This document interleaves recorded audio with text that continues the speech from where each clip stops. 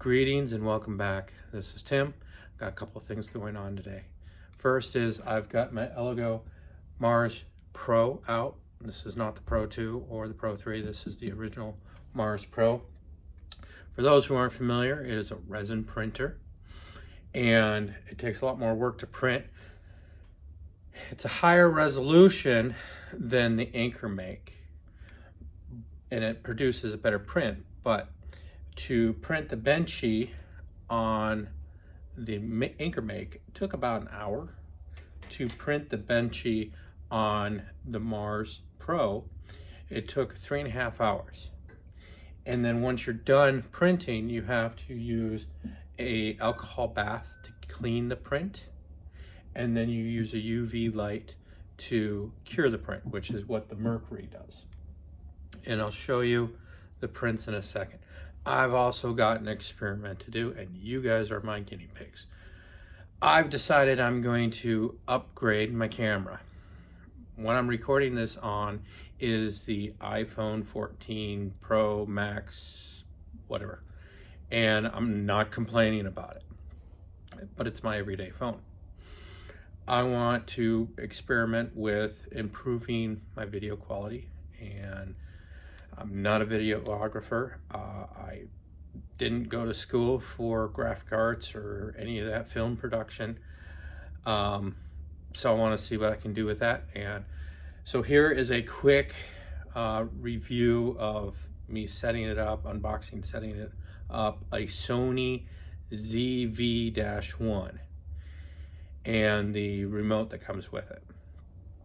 And then I will, once it's set up, I will come back on that camera and record the rest of the video on that camera, and I'd like to hear your feedback.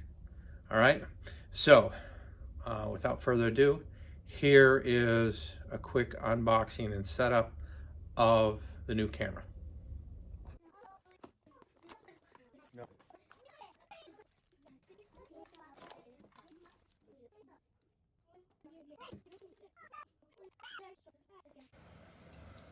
So welcome back, and we're now switched over to the new camera. Again, this is the Sony ZV-1.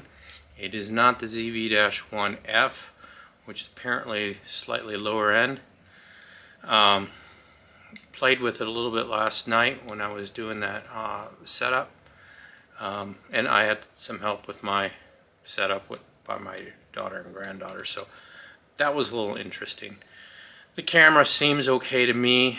It's got some of the very similar features, but you can go much more in depth with other features than you can on the iPhone. And that might just be my limitation of knowledge on it. So I'm going to switch to the bench view, and we're going to take a look at the benchies from the two printers. Be right back. Okay, here we are back at the bench.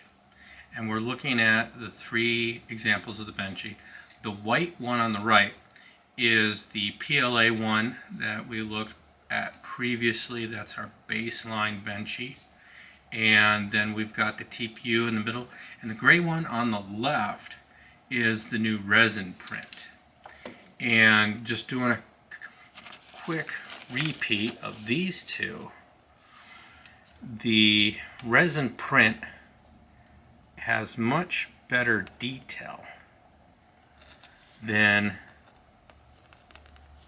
the PLA. You can see particularly in the bow and on the windows, and there's no sagging anywhere. You can see some layering right through here, but in general there's no layering.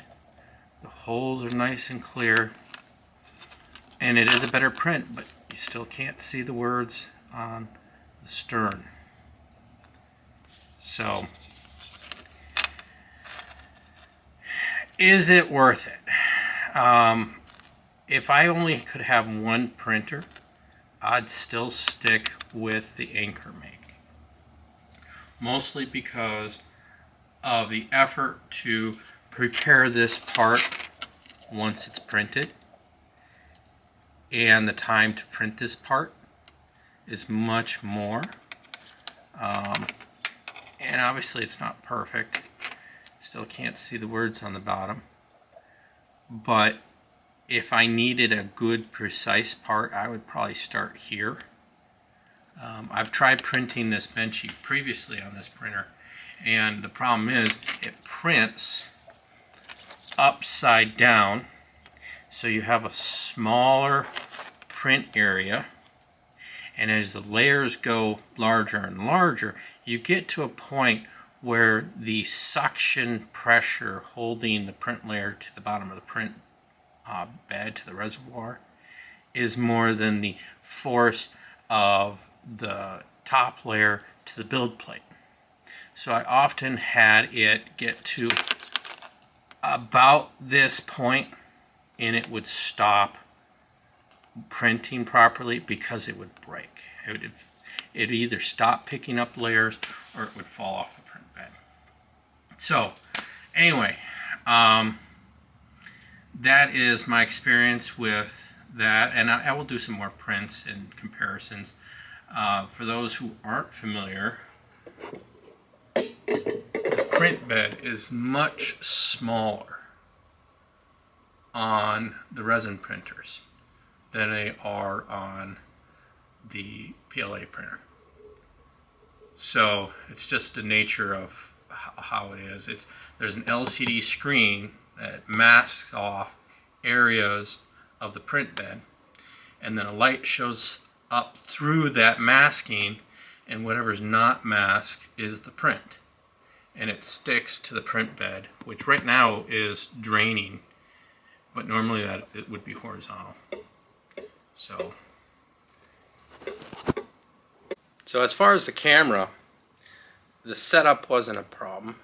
I did have an issue when I set up the remote, because you have to go into the settings and enable the remote, and then once it's enabled, it works fine. The only complaint I have on the camera is that I'm having troubles focusing. Like when I was just looking at these, it was not focusing on this benchy as well as I thought it should. It's hard to show fine detail when I can't focus close. And if I do it on the iPhone, and I'll show this on the video, but when I use the iPhone, it's much easier to show you the details. So there you can see the layers, and then here it shows very few layers, and I feel like I can get closer and show you a better image using the iPhone here.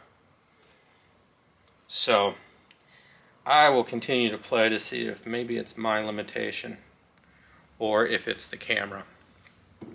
But I've got another experience for you as well. I'm going to share some video.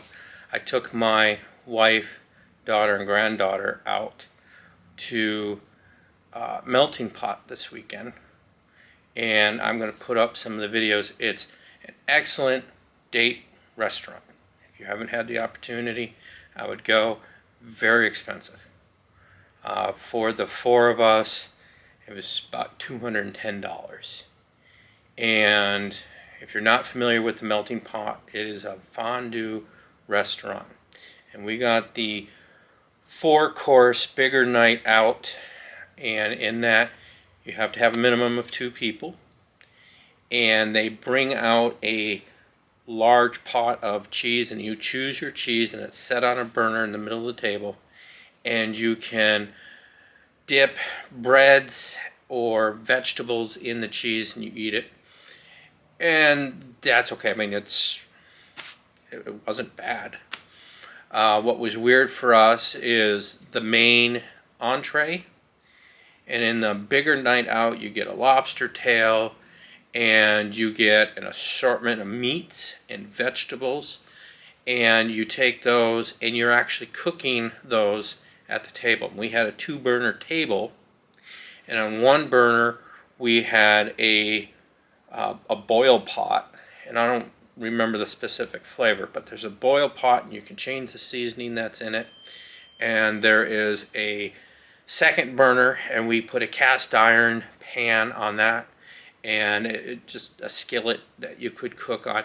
And they give you a timer app on your phone, so you take your skewer, you skew your meat, you put it in your selected cooking method, you let the timer go, and say 4 minutes for a piece of beef, and once that timer's up, you pull your item and then you eat it.